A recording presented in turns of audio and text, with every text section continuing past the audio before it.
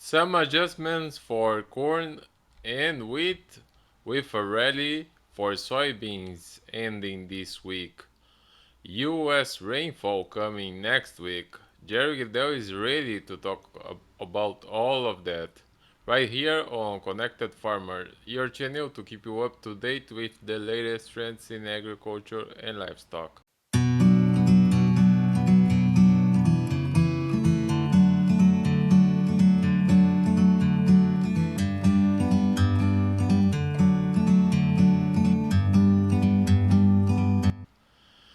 So Jerry, how are you?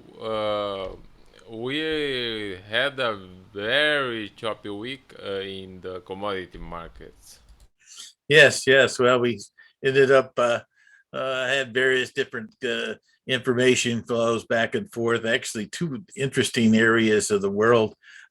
India uh, decided last weekend that no, they shouldn't be exporting things at this point. So then the word was out that they were, stopping exports, and then mid to late week this week, then it said, well, you got some 1.8 million, 1.4 million, depends what number you like, of stuff that's already in the port. So, geez, what are we going to do with this? And to some extent, the sale that they were trying to promote to Egypt here for them to consider Egypt or considering India as a possible supplier, that definitely was going through. So that was a feature in the wheat market back and forth. Then, of course, over in the veg oil markets here, the impacting the soybeans, the the Indonesians uh, had put out a set. They were slowing down exports, but there's lots of indications that they were going to reopen their particular palm oil exports. Uh, at this time of the month, maybe a little later, whatever. And then when there was indications that that was going to happen, well, that kind of weakened up things at this point. But then, interestingly enough, they've decided that no, we're going to have a 10 million metric ton domestic uh, supply situation here that's going to have to be met before we can do some exports. So we've had some real choppy reactions in markets here back and forth this week because of some different opinions have been floating around here in the world trade. Yeah, before we jump into corn, still in the wheat world, some people were already speculating on the end of this rally. Yeah, that's there's a seasonal type situation here as we go into harvest here in the U.S. And it seems like that the our fund investors here have been very reluctant to hang in here in some of these things, even when we've had some interesting information that came out this week. Because the one thing that did occur this week was the U.S. wheat quality tour of Kansas. It's been I've been on the thing in the past. It's a good tour. There's good people involved. It's a good estimate of what's going on in Kansas, which is the U.S. leading wheat production state for winter wheat. And in that case, we the USDA had did a pretty hefty uh, reduction in their crop size for Kansas this week already, when the production number came out last week, 271 million and 39 bushel average yield. The one thing they didn't end up adjusting all that much was a 6% decline in harvested acres. And actually, I think the first day numbers were 39 bushels. The second day numbers were 37 bushel average, which was kind of surprising to me, but I think it was because of the attitude that people were going to end up reducing the harvested acres. And that when you go from uh, when you eliminate a significant amount of acres, and then reality, when it came to the end here, when they came up with their projection, and there was a real short leg from Wichita up to Manhattan that did have a 55 bushel estimate, and that's really is the heart uh, of where the the good land and the good production scenario of wheat comes through. If you're looking for 100 bushel wheat in Kansas, that's that section there from just south of Wichita up towards Topeka and Manhattan is the place to look for it. But in overall situation, they came up with just a number under 37.9 bushel average, but their overall crop size was at 261 million. And that actually suggests that there was a significant adjustment of 375 million less harvested acres in Kansas. So that puts things in an interesting factor. And that's really concentrated in the area of southwest Kansas from about Scott City down towards Liberal and west of Garden City, and that very tough. When it gets dry down there, it's very tough on the. It's got a lot of sand in the soil, so it's a situation where there's a pretty high percentage of the crop down there is not going to get harvested, and so that number was interesting. In that, and it's going to be interesting as to how the Texas and Oklahoma crops that are right now we're probably we're kind of central Texas on some of this harvest down there, and it really has to be up past Memorial Day. We'll start to really see the heart of Texas and Oklahoma's type of harvest going on, but it's going to be quite interesting to see what happens with that, considering that things are looking pretty tough down that direction, even despite the fact there's a rain coming next week. Yes, and jumping into the corn side of things, next week the U.S. rainfall will be key to watch, and also we had some reports of reduced crop in Brazil. Yes, the Brazilian crop size continues to be a very there's lots of disagreement from people in South America, the USDA's numbers, the International Grain Council numbers.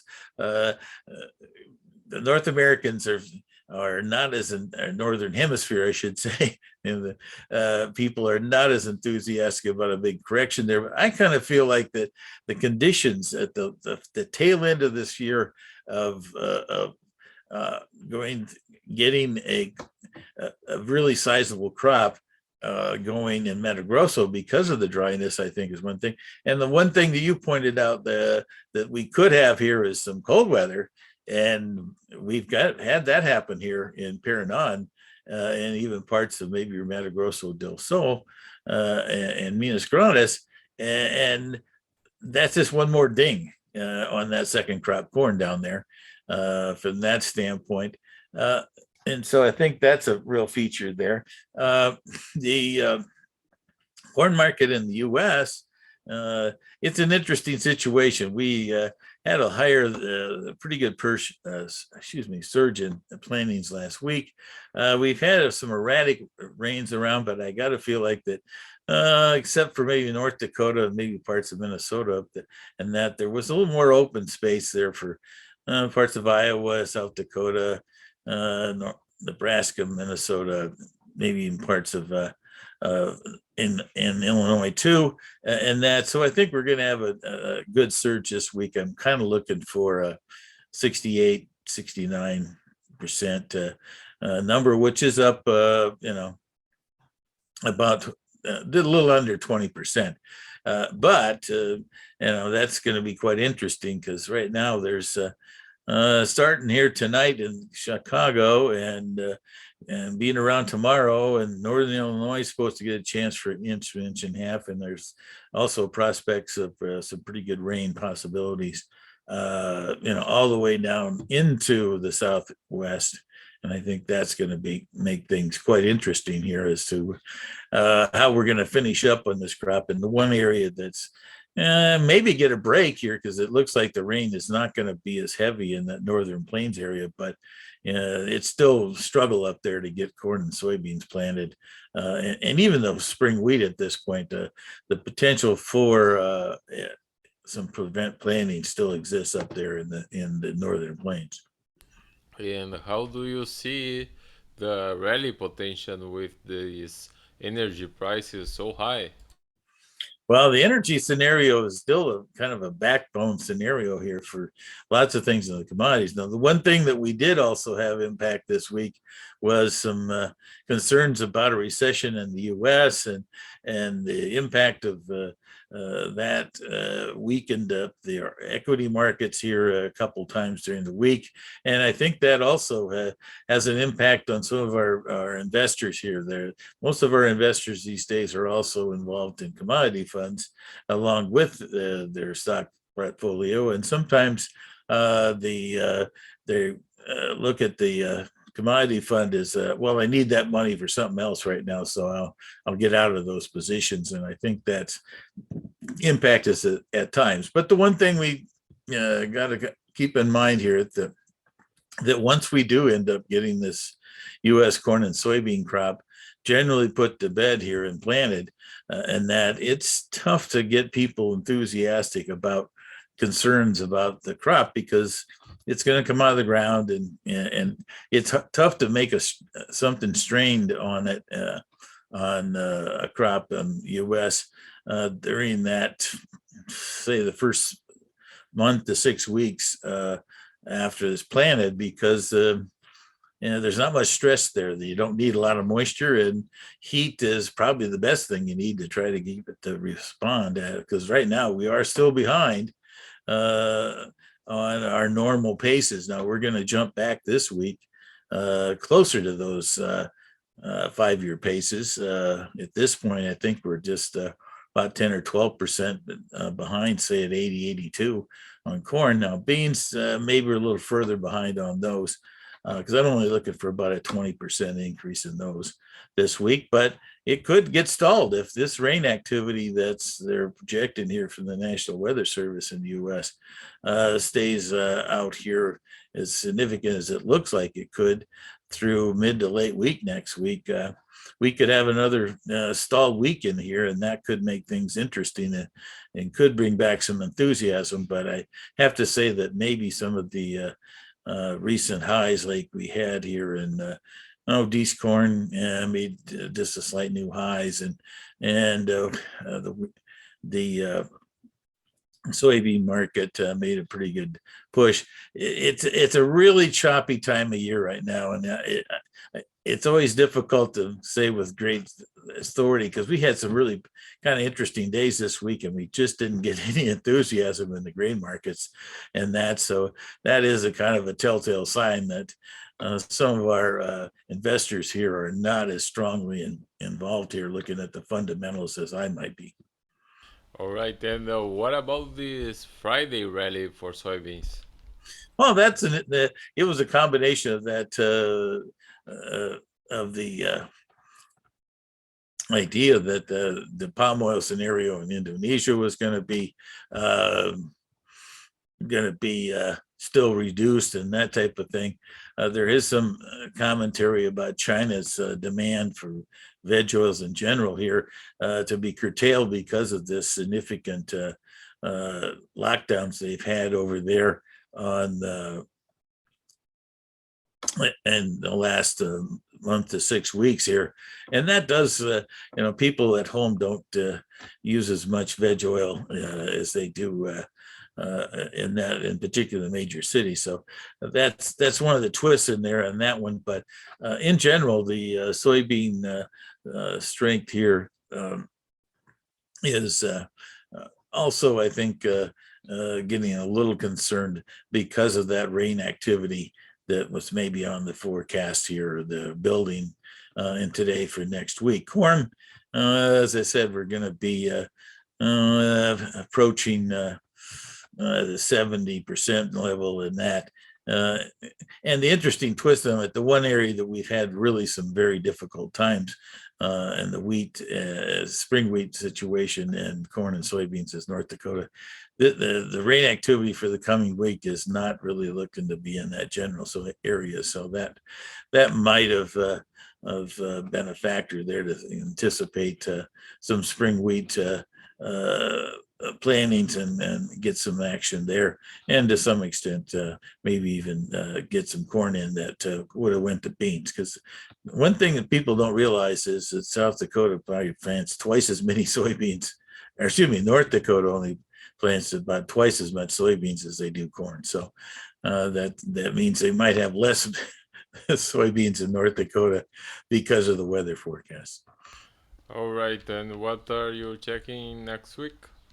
Well, I think, of course, we're going to be looking at our crop progress for corn and soybeans, and at this point, at least, the I think the real interesting situation will be is to what some of this cold weather does in some of the areas you pointed out here about cold weather in Paraná and Mato Grosso do Sul, and that because I really do think that that's an interesting feature because the less competition we're potentially going to have from South America on corn and soybeans here, the mid to late summer at this point could be quite interesting at this point because the our progress right now is quite interesting. Though the one twist is interesting, and it maybe is another feature why this market was a little stronger the last couple of days in beans. Is that right now the USDA went ahead last week and increased their exports up to 2.14 billion bushels for the old crop.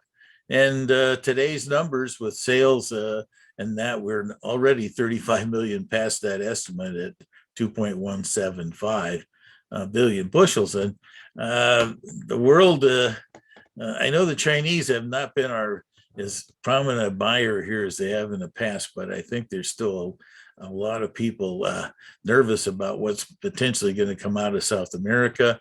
And that also includes Argentina, because don't forget they did take the USDA did take down their Argentina estimate last week because of dryness, and even if Brazil number was stayed at 125 million metric tons. But this we're probably going to deal with some more choppy markets next week as we try to navigate the U.S. weather, the South American weather, and of course, there's got to be something in Ukraine. Something's going to happen over there, one way or the other. They have had a pretty good opportunity to get some things planted. I guess the real question is, can they get some of this stuff exported out of there and be able to maybe get a pretty solid new crop? I'd have to say right now that that's still in the debate stage. All right, we'll stay tuned. Exactly. Always good to talk, Luis, and we'll take another shot at it tomorrow, at next week.